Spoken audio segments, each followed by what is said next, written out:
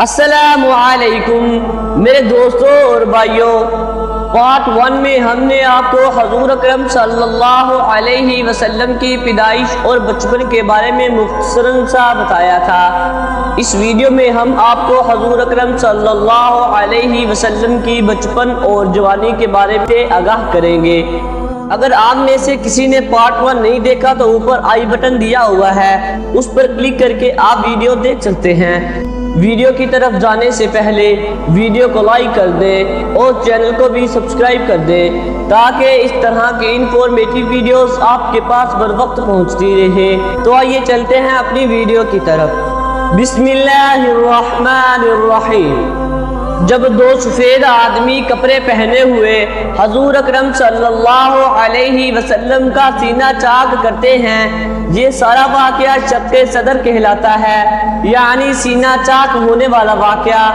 یہ ایک طرح کا کشف تھا۔ کشف کا مطلب ہے جاگتے ہوئے خواب کا سا منظر نظر آ جانا۔ اس کشف میں آپ صلی اللہ علیہ وسلم کا رضائی بھائی بھی کچھ حد تک شریک تھا تاکہ گواہ بنے۔ اللہ تعالیٰ کا فرشتہ انسان کے روپ میں آیا اور آپ صلی اللہ علیہ وسلم کے سینہ مبارک کو صاف کیا۔ پیارے محمد صلی اللہ علیہ وسلم کے دل میں کوئی گندگی نہ تھی۔ آپ صلی اللہ علیہ وسلم کا دل تو پاک تھا۔ یہ سارا واقعہ خواب کی طرح تھا، جس کا مطلب یہ تھا کہ دنیا کی محبت آپ صلی اللہ علیہ وسلم کے دل سے نکال دی گئی۔ آپ صلی اللہ علیہ وسلم کو دین کی سمجھ اور روحانی علوم دیے گئے۔ دوسروں پر رعب دیا گیا کہ یہ کوئی معمولی بچہ نہیں بلکہ خاص ہے۔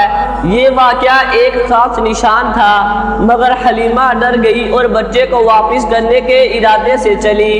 حلیمہ مکہ پہنچی تو مکہ کی گلیوں میں آپ صلی اللہ علیہ وسلم ادھر ادھر ہو گئے۔ بہت تلاش کیا گیا مگر آپ صلی اللہ علیہ وسلم نہ ملے۔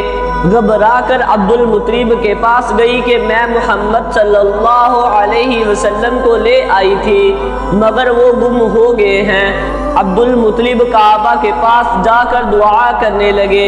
اتنے میں قریش کے ایک اور شخص ورقہ بن نوفل آپ صلی اللہ علیہ وسلم کو لے کر عبد المطلب کے پاس آئے۔ آپ نے بچے کو بہت پیار کیا اور کندھے پر بٹھا کر کعبہ کا طواف کیا اور آپ صلی اللہ علیہ وسلم کے لیے بہت دعا کی اور پھر حضرت آمینہ کے پاس بھیجا۔ آپ صلی اللہ علیہ وسلم اپنی امی کے ساتھ رہنے لگے۔ دونوں بے حد خوش تھے۔ پیاری پیاری باتیں کرنے والا صحت مند حسین بچہ اور ترسی ہوئی ماں جس نے شوہر کی جدائی میں بڑا مشکل وقت گزارا تھا۔ مالی تنگی اس قدر برداشت کی تھی کہ کبھی سوکھا گوشت کھا کر ہی گزارا کیا تھا، مگر اس چھوٹے سے گھر میں سچے پیار کی دولت تھی۔ حضرت آمینہ ننھے شہزادے کو بہت پیار کرتی مگر ان کو اس چاند سے بیٹے کو پیار کرنے کا زیادہ موقع نہ ملا۔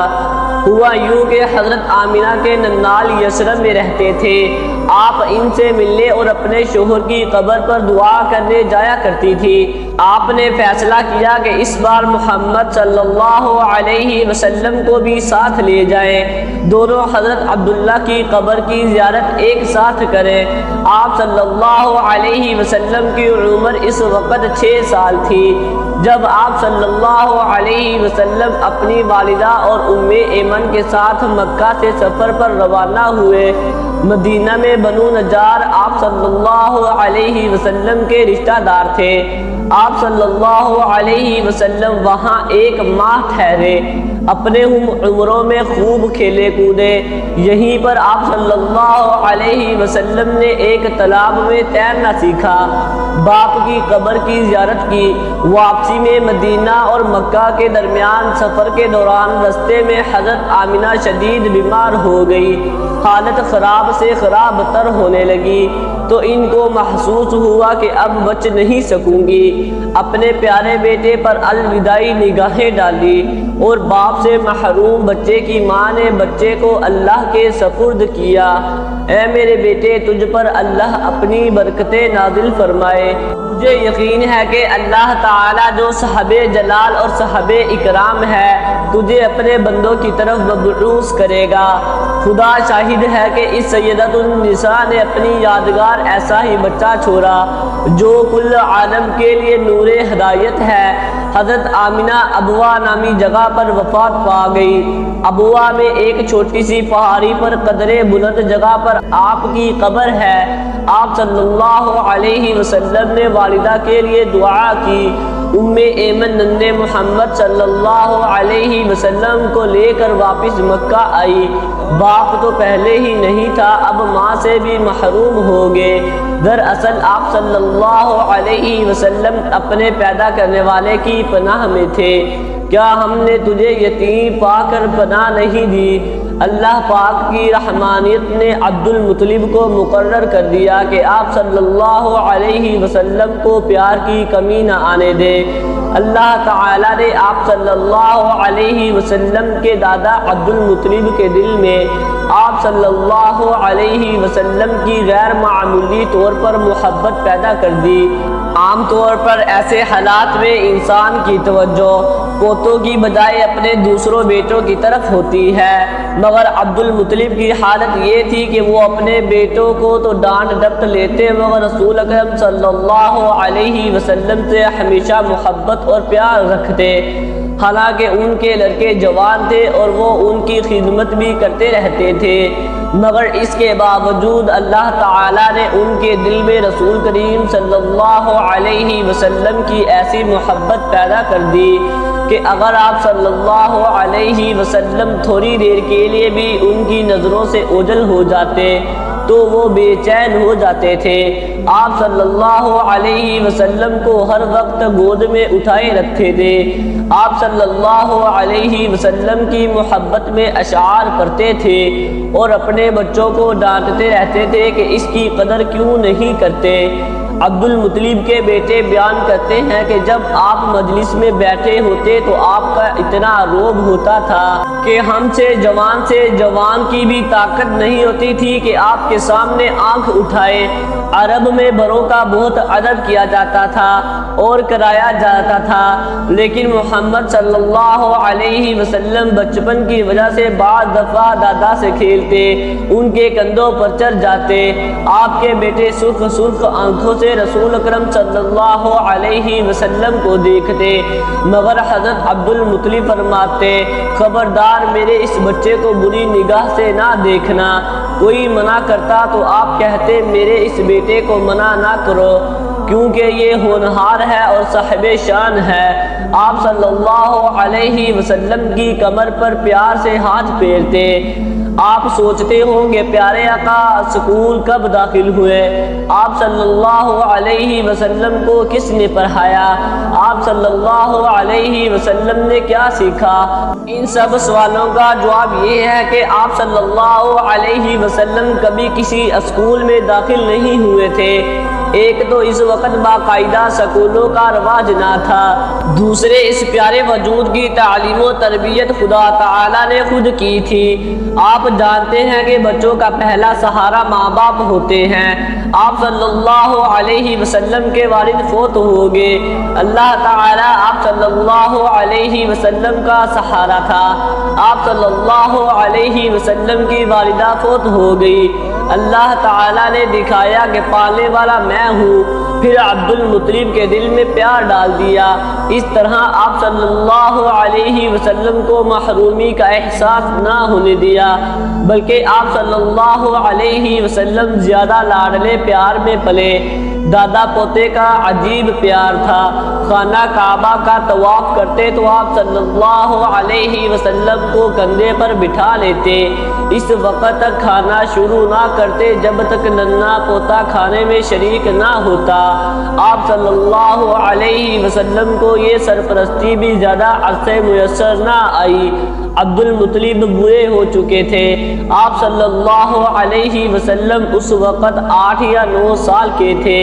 عبد المطلب نے وفات سے کچھ دیر پہلے اپنے بیٹے ابو طالب کو بلایا اور فرمایا، میں تم پر دوسرے بچوں کی نسبت زیادہ اعتبار کرتا ہوں، یہ میری امانت ہے، اسے اپنے بچوں کی طرح پالنا، دیکھنا اس کا دل میلا نہ ہو۔ عبد المطلب نے حضرت عبداللہ کے سگے بھائی ابو طالب کو یہ امانت سونپ کر 82 سال، بعض روایات کے مطابق 100 سال کی عمر میں وفات پائی۔ ان کا جنازہ اٹھا تو در یتیم محمد صلی اللہ علیہ وسلم ساتھ تھے اور آپ صلی اللہ علیہ وسلم کے آنسو بہتے جاتے تھے۔ یہ عام الفیل کے بعد 8واں سال تھا۔ ابو طالب نے اس روتے ہوئے غمگین و پریشان بچے حضرت محمد صلی اللہ علیہ وسلم کو اپنے سینے سے لگایا اور بڑے پیار سے کہا، تم بھی میرے بچے ہو، میرے دوسرے بچوں کے ساتھ میرے پاس آرام سے رہو۔ ابو طالب کو اس پیارے سے بچے سے اس لیے بھی پیار تھا کہ وہ آپ کے سگے بھائی کی اولاد تھا۔ عبد المطلب کی کئی بیویاں تھیں، جن میں سے فاطمہ بنت عمرو سے 2 بیٹے اور 2 بیٹیاں پیدا ہوئی۔ ابو طالب بڑے بیٹے تھے اور عبداللہ چھوٹے تھے۔ ایک بیٹی کا نام اروا تھا اور ایک ام حکیم جو حضرت عبداللہ کے ساتھ جڑواں پیدا ہوئی تھی۔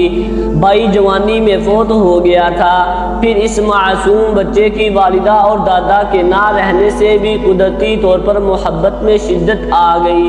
ابو طالب بعض دفعہ اپنے بچوں کے سامنے کہتے تھے، یہ میرا بچہ ہے۔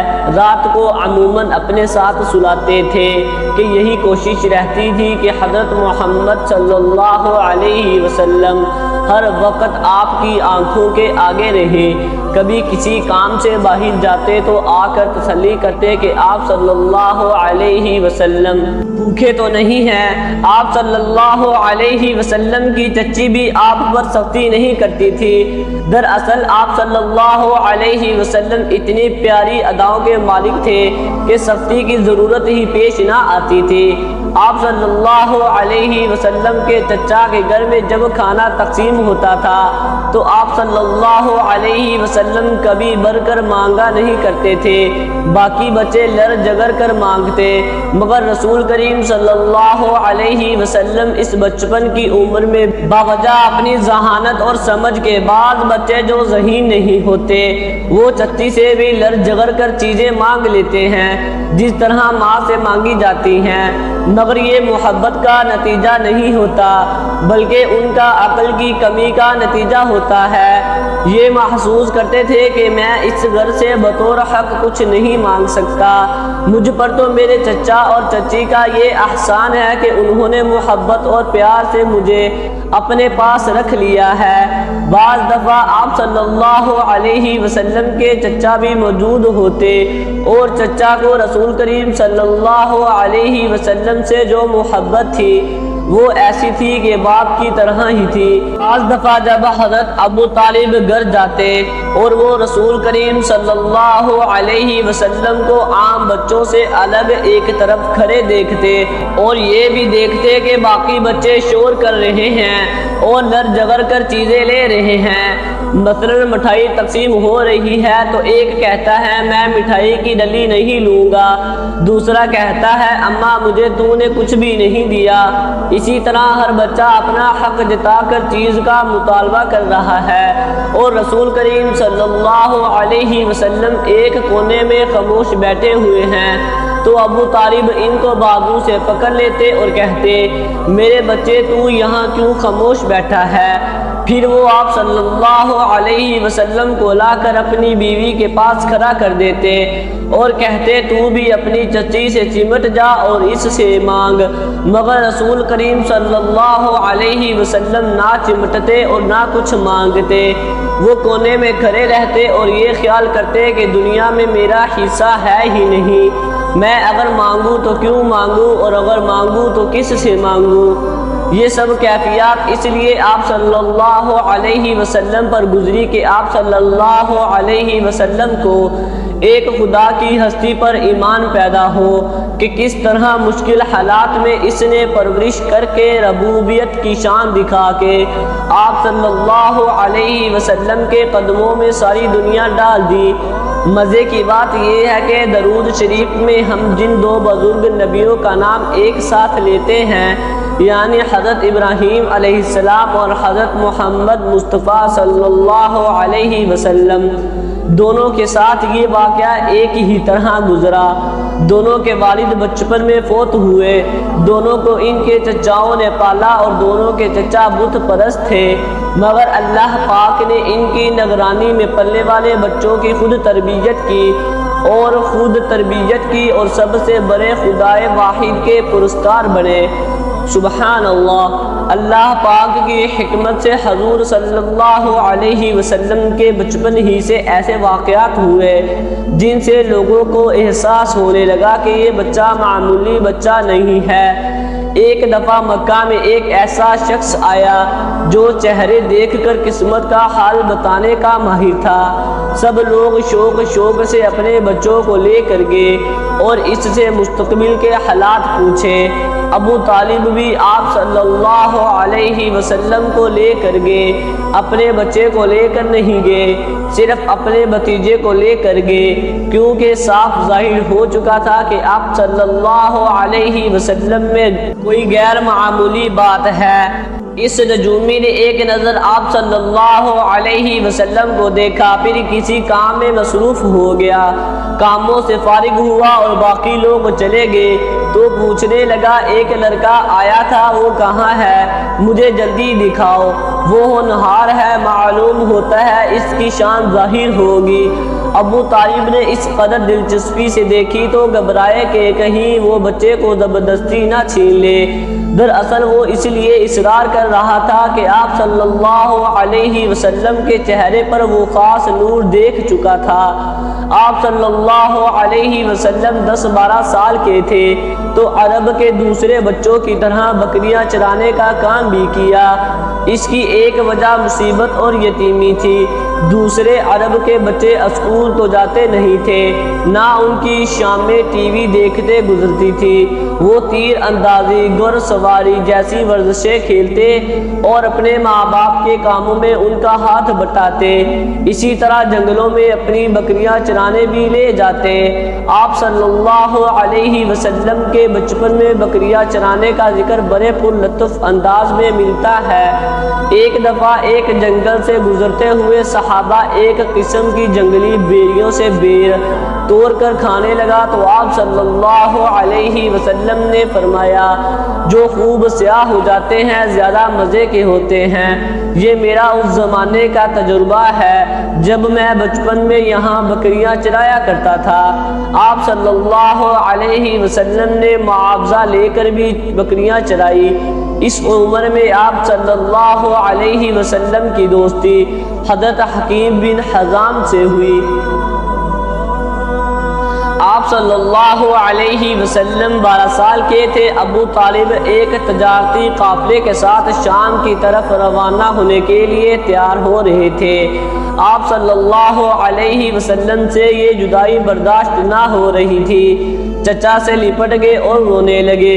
ابو طالب سمجھ گئے کہ محبت کی وجہ سے میرا جانا آپ صلی اللہ علیہ وسلم کو اداس کر رہا ہے، خود ان کا بھی دل اداس ہو رہا تھا۔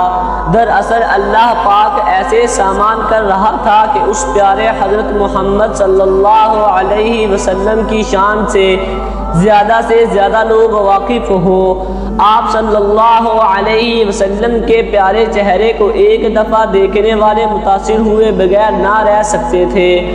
ابو طالب آپ صلی اللہ علیہ وسلم کو اپنے ساتھ شام لے گئے۔ شام کے جنوب میں ایک گاؤں بصرہ تھا۔ جب قریش کا قافلہ وہاں پہنچا تو وہاں ایک خانقاہ مذہبی عبادت گاہ تھی جس کا راہب عیسائی عالم دین بحیرہ نام کا عیسائی تھا۔ بحیرہ کی نظر آپ صلی اللہ علیہ وسلم پر پڑی تو اس نے دیکھا کہ بادل کا ایک چھوٹا سا ٹکڑا آپ صلی اللہ علیہ وسلم پر سایہ کیے ہوئے ہے تاکہ آپ صلی اللہ علیہ وسلم کو دھوپ سے بچائے۔ اس نے کشفاً یہ نظارہ بھی دیکھا کہ آپ صلی اللہ علیہ وسلم کو دیکھ کر درخت اور پتھر سجدے میں گر گئے۔ اس کو فوراً اندازہ ہو گیا کہ 7 پشتوں سے سینہ در سینہ جو ایک موعود نبی کے متعلق پیشگوئی ہے کہ قریش میں سے ہوگا، عین ممکن ہے کہ بچہ یہی ہو۔ اس نے ایک ترکیب سوچی اور سب قافلے والوں کو دعوت پر بلایا تاکہ آپ صلی اللہ علیہ وسلم کو اچھی طرح دیکھ سکے۔ وہ آنے والے مہمانوں کو غور سے دیکھتا رہا مگر وہ حسین بچہ اس کو نظر نہ آیا، تو اس نے پوچھا کہ کیا سب قافلے والے آ گئے ہیں؟ اس کو بتایا گیا کہ ایک بچہ سامان کی حفاظت کے لیے پیچھے رہ گیا ہے۔ بحیرہ نے اصرار کر کے آپ صلی اللہ علیہ وسلم کو بلوایا اور آپ صلی اللہ علیہ وسلم کو قریب بلا کر آپ صلی اللہ علیہ وسلم سے باتیں کی۔ دونوں کندھوں کے درمیان ابھرے ہوئے گوشت مہر نبوت کو محسوس کیا جو آنے والے نبی کی ایک نشانی تھی۔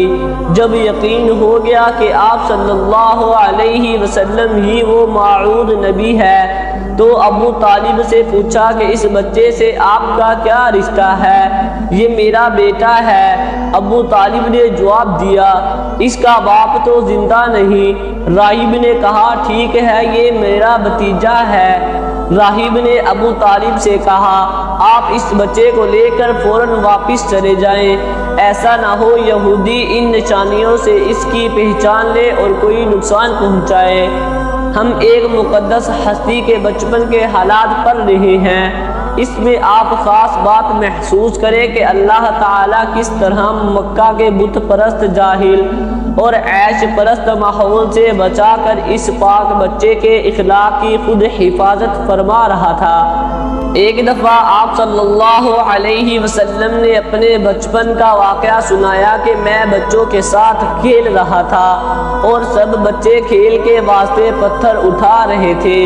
جیسا کہ بچوں کا قاعدہ ہے، انہوں نے اپنے تہبند کھول کر اپنے کندھوں پر رکھ لیے تھے تاکہ ان پر پتھر ڈو ڈو کر لائیں۔ میں نے بھی چاہا کہ میں اپنا تہبند کھول کر اپنے کندھوں پر رکھ کر پتھر اٹھاؤں کہ غیب سے ایک تمانچہ میرے لگا جس سے مجھ کو نہایت صدمہ پہنچا اور غیب سے آواز آئی کہ اپنا تہبند کو مضبوط باندھ لو۔ بس میں نے اس کو مضبوط باندھ لیا اور گردن پر پتھر اٹھانے لگا، حالانکہ میرے سب ساتھی اسی پتھر اٹھا رہے تھے اور ان سب میں فقط ایک میں ہی تہبند باندھے ہوا تھا۔ ایک واقعہ اور سنو جس سے حیرت انگیز طور پر اللہ تعالیٰ کا اپنی قدرتوں سے آپ صلی اللہ علیہ وسلم کو شرک سے بچانا ظاہر ہوتا ہے۔ عرب میں ایک سالانہ تقریب ہوا کرتی تھی، ان کا ایک بت تھا بوانا، اسی کے نام سے یہ تقریب تھی۔